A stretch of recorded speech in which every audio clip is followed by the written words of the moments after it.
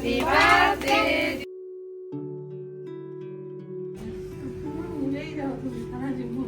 দারুণ। নমো সকলকায় নমঃ নমঃ। ওম শ্রী হনুমতায় নমো নমঃ।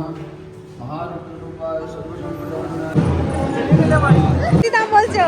ঠিক করে দাম বলো। দারুণ দারুণ।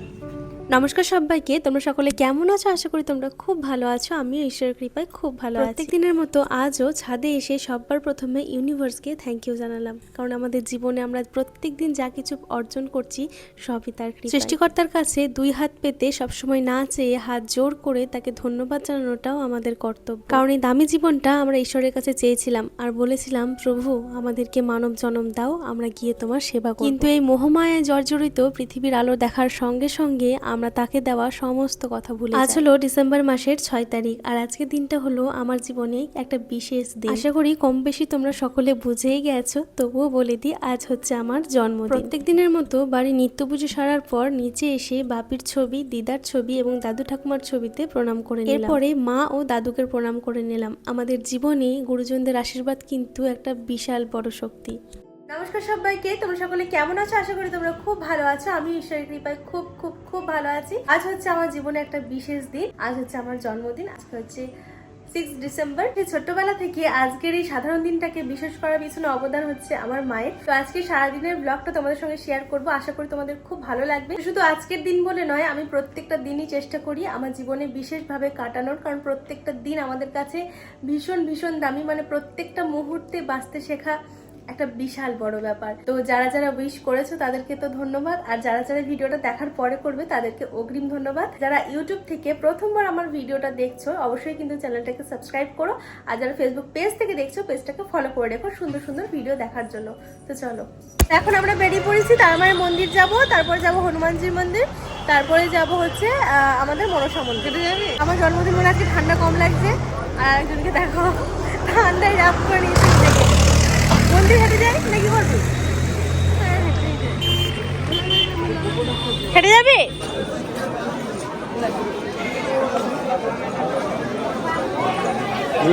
এই মালা দাও গো। এটা কত গো? হ্যাঁ, বেশি দাম বলছো, ঠিক করে দাম বলো। এটা দাও।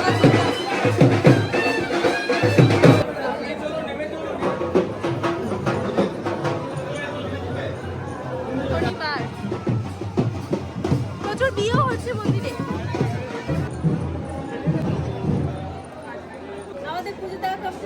জন্মদিন হোক বা যে কোনো বিশেষ দিনে যতক্ষণ না আমাদের তারাপীঠের রাজরানী মা তারাকে একবার দর্শন করব, ততক্ষণ যেন মনটা একদমই শান্ত হয় না। সবচেয়ে বেশি শান্তি মেলে মায়ের মুখের দিকে এক দৃষ্টি তাকিয়ে থাকলে। ওম শ্রী হনুমতায় নমো নমঃ। মহারূপায় সর্বসম্পদায় নমো নমঃ। ঈশ্বরায় শ্রীরামচন্দ্র হনুমতায়।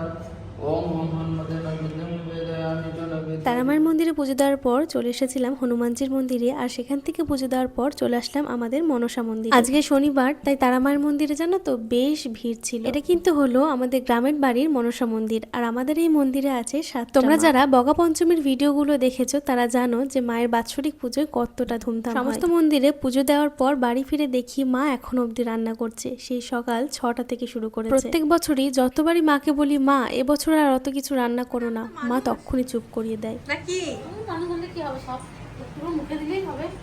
এত রান্না করার কোনো মানে হয়? আসলে সত্যি কথা বলতে মায়ের কোনো তুলনা হয় না।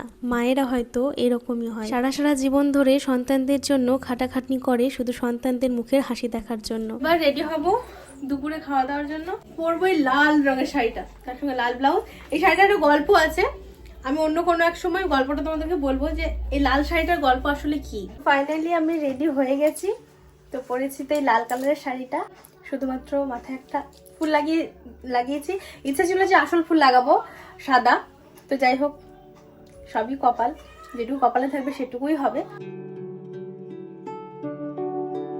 এদিকে মা আমার দুপুরের খাওয়া দাওয়ার জন্য সুন্দর করে খাবারের থালা সাজাচ্ছে, আর মা এখানে দেখো কত সুন্দরভাবে রেডি হয়ে নিয়েছে। আজকে রাত্রে আমাদের এক নিকট আত্মীয়ের বিয়ের নিমন্ত্রণ আছে, তাই জন্মদিনের আমার কাছে এই বিরাট আয়োজন সমস্তটাই মা দুপুরে নিজের হাতে করেছে। এই বয়সে আমার যতটুকু অভিজ্ঞতা অর্জন করেছি, ততটুকু অভিজ্ঞতা থেকে আমার মনে হয় আমার জন্মদিন হয়তো ততদিনই এত সুন্দর হবে যতদিন আমার মা আমার পাশে। তাই ঈশ্বরের কাছে একটাই প্রার্থনা, আমার মা সহ পৃথিবীর সমস্ত মা সুস্থ থাকুক, ভালো থাকুক।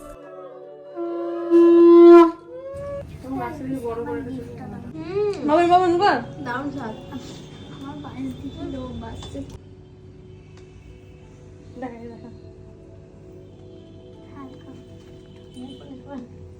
হ্যাঁ, নেল পালিশ করার সময় হয়নি। এটাই হয়।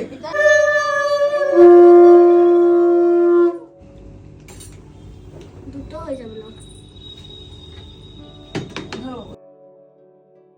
দারুন দারুন, খুব সুন্দর হয়েছে।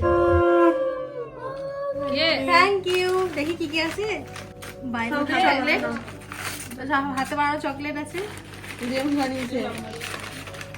এখন দুটো বাহ, এইটা তো দারুণ হয়েছে। তো দেখি, কিচেন সত্যি দারুণ লাগছে এটা। এটা আমি ব্যাগে লাগাবো। বানিয়েছে তো তার সাথে আছে 20 টাকা। ওটা আজকে পেয়েছো ওখান থেকে। এটা টোটো ভাড়া নিয়ে ঘুরতে যাও তোমার। Happy birthday dear Tithi, happy birthday to you. আর মায়ের হাতের রান্নার স্বাদ নিয়ে তো আলাদা করে আর কিছু বলার, কারণ যেই জিনিসের মধ্যে ভালোবাসা মিশে থাকে সেই জিনিস কখনো কোনো দিন খারাপ হতে পারে না। আর আজকে দুপুরের জন্য নিমন্ত্রিত ছিল আমাদের একদম কাছের বা বলতে পারো ঘরের মানুষজন। অন্যান্য উৎসব অনুষ্ঠানে সববার শেষে খেলেও আজকে কিন্তু আমি সববার প্রথমেই খেয়ে নিই। সারাদিনে জন্মদিন কাটিয়ে এখন আমরা রেডি হয়ে নিয়েছি, কারণ আমরা কোথায় যাব? বিয়ে বাড়ি যাব। আজকের যে বিয়ে বাড়ি সেটা হচ্ছে আমার বৌমনির দাদা, অর্থাৎ আমার জেঠতো দাদার যে ওয়াইফ, তার দাদার বিয়ে।